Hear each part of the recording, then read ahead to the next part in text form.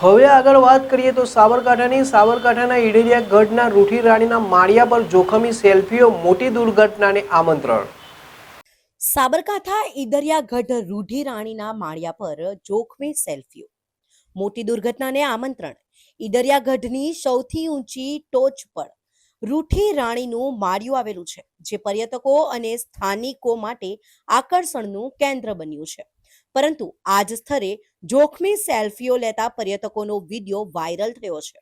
ચોમાસાની ઋતુમાં ગઢની ખીલેલી પ્રકૃતિ અને આહલાદક વાતાવરણની મજા માણવા આવતા પર્યટકો અને સ્થાનિકો 1 મિનિટની રીલ્સ કે સેલ્ફી માટે પોતાનો જીવ જોખમમાં મૂકી રહ્યા છે.